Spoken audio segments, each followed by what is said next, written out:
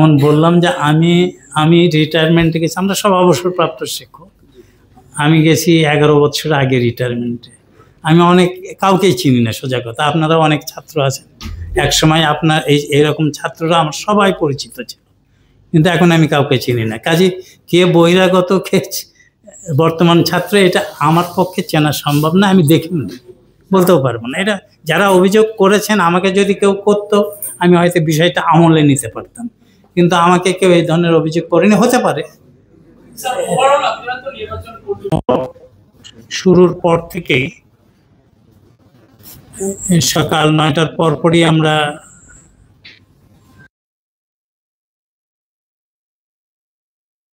নির্বাচন,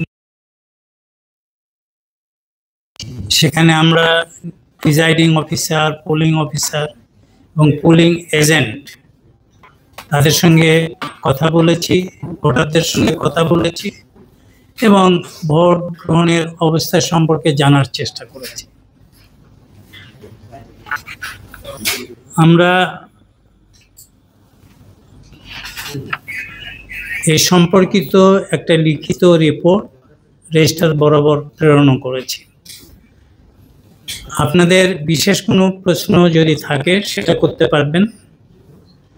তবে সার্বিকভাবে আমরা যেটা দেখতে পেয়েছি, সার্বিক নির্বাচনী ব্যবস্থা এবং ভোট গ্রহণ সুষ্ঠু এবং শান্তিপূর্ণভাবে হয়েছে। আপনারা এখন আপনাদের প্রশ্ন করতে পারেন।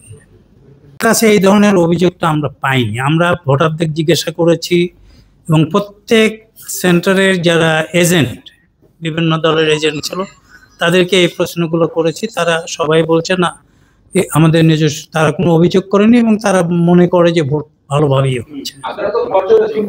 আমরা করেছি, কিন্তু না, আমরা এটা দেখিনি। না, এটা আমরা দেখিনি। আমরা শহীদুল্লাহ ভোটার সংখ্যা বেশি থাকা সত্ত্বেও তাদের যে ব্যবস্থাপনা যেটা ছিল, ভোট সেখানে দ্রুত নেওয়া সম্ভব হচ্ছিল না, কক্ষগুলো ছোট ছিল তাদের। কিন্তু ভোটার সংখ্যা যেমন মুন্নজান হল, তারপরে বিজয় 36, হবিবুর রহমান হল, তাদের ভোটার সংখ্যা বেশি, কিন্তু তাদের যে ভোট গ্রহণের জন্য যে ব্যবস্থাপনা, সেখানে একটু মানে জায়গার সংকুলন হয়নি, ফলে সেখানে লম্বা লাইন আমরা দেখেছি। হল সংসদের নির্বাচন অনুষ্ঠিত হলো। এই নির্বাচনে বিশ্ববিদ্যালয়ের মাননীয় উপাচার্যের পক্ষ থেকে একটি পর্যবেক্ষণ কমিটি গঠন করা হয়েছিল, নির্বাচন পর্যবেক্ষণ কমিটি।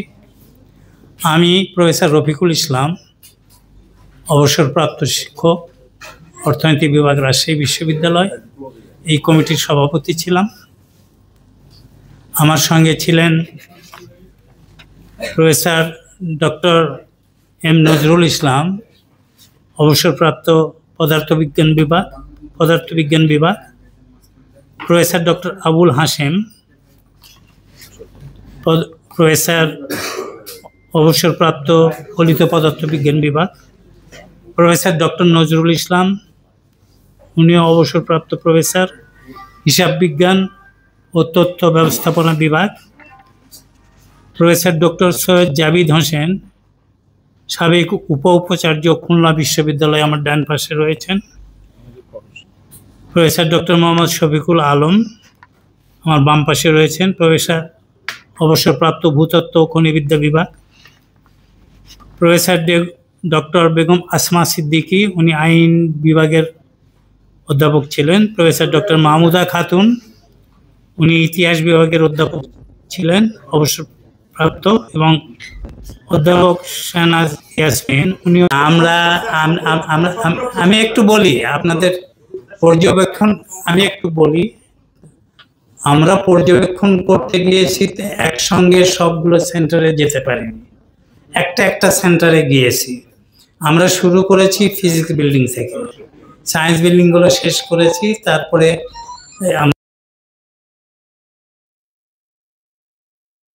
ভবন এগুলোতে গিয়েছি এবং ডিন্স কমপ্লেক্সে গিয়েছি।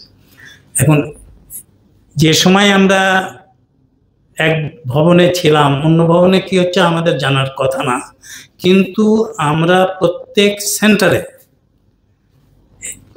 তাদের এজেন্ট ছিল সব দলেরই, আমরা এজেন্টদের কিন্তু জিজ্ঞাসা করেছি তোমরা বলো কি রকমের ভোট হচ্ছে, তো আমাদের কোনো অভিযোগ করেনি।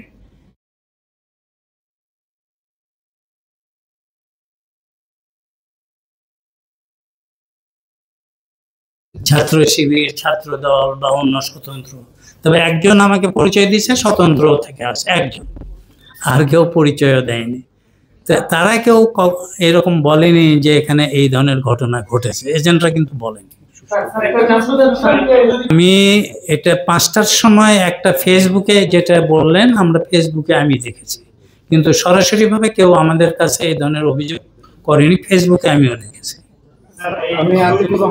বললাম যে কয়েকটা হলে ভোটার সংখ্যা বেশি ছিল, কিন্তু সেখানে ব্যবস্থাপনাটা সেই অনুযায়ী করা হয়নি, ভোটাররা লম্বা লাইনে দীর্ঘক্ষণ দাঁড়িয়ে থাকছে, এটা আমরাও দেখেছি। এইটা আমার কাছে একটু অন্যরকম মনে হয়েছে, যে আরো এই বিষয়ে আগে থেকে ভোটারের সংখ্যা দেখে জায়গার বা স্থান নির্ধারণ করা উচিত ছিল। এই জায়গাটা আমার কাছে ত্রুটিপূর্ণ মনে হয়েছে এই জায়গাটা। কিন্তু ভোট গ্রহণের ক্ষেত্রে কোনো রকমের অভিযোগ আছে কিনা আমি প্রত্যেক সেন্টারের এজেন্টদের ভিন্ন ভিন্নভাবে জিজ্ঞাসা করেছি। মানে ওখানে তো কোথাও 7 জন কোথাও 8 জন এজেন্ট বসেছিল, আমি প্রত্যেককেই জানতে চেয়েছি তোমার অভিমত কি, কেউ কোনো অভিযোগ আমাকে এই ব্যাপারে করেনি। জি,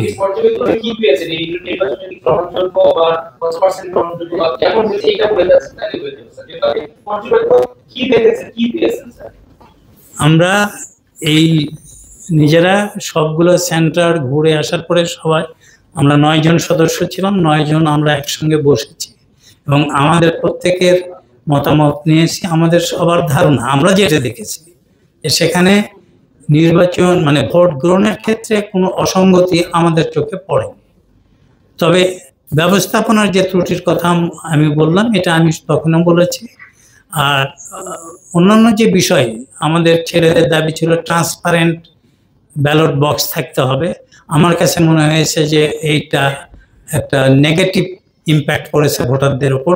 কেন ভোটাররা যখন ব্যালট পেপার ঢুকাইছে, তার সিধা ঢুকাক বা উল্টা ঢুকাক, দেখা যাচ্ছে যে সেখানে কে কাকে ভোট দিছে এটা দেখা যাচ্ছে। এই যে ট্রান্সপারেন্ট ব্যালট বক্স আমার কাছে ভোট গ্রহণের জন্য উপযোগী নয় বলে আমার মনে হয়েছে, কিন্তু এটা দাবির প্রেক্ষিতে প্রশাসন করেছে। হয়তো আমরা প্রশাসনের বাইরের লোক বলেই পর্যবেক্ষণের জন্য আমাদেরকে ডাকা হয়েছিল। আমরা মনে করছি যা দেখে যে ভোট গ্রহণের মধ্যে ছোটখাটো যে বিচ্যুতি, এমন কথা যেমন যে কালি ব্যবহার করছে, বাংলাদেশে যে কালি এখন পাওয়া যায়, সেই জাতীয় নির্বাচনের সময় যে কালি ব্যবহার করা সেটা পাওয়া যাচ্ছে না, আমি জিজ্ঞেস করেছিলাম। যে কারণে পার্মানেন্ট ইঙ্ক ব্যবহার করছে এবং এটা অনেক সময় যদি গায়ের চামড়া ভিজা থাকে তাহলে একটু হয়ে যেতে পারে, কিন্তু যদি পরে দেখা গেল যে নখে দিলে এটা আর উঠে যাচ্ছে না।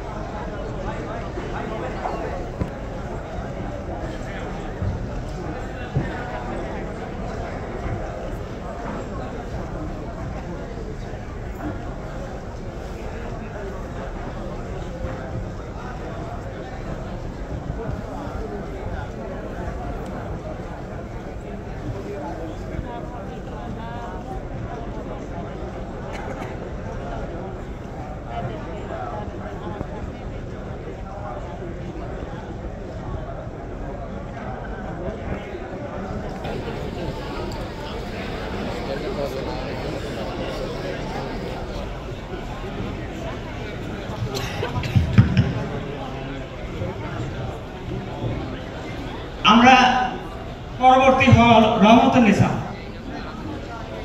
এই হলের এজেন্টদেরকে আহ্বান জানাবো সামনে আসার জন্য। এই হলের প্যানেল টেবিলের উপরে পেয়েছিল একটা দলের প্যানেল, সেটা একটাই পাওয়া গেছে এবং একজনই এই অভিযোগ করেছিল, এটা আমাদের কানে আসছে। কিন্তু অভিযোগটা ছিল? আমি সৌরভ হাবিব, আমি সমকাল এবং বিবিসি নিউজে আছি। জি বলেন। এটা এইটা বোধহয় রোকেয়া হলের কথা বলছে নাকি?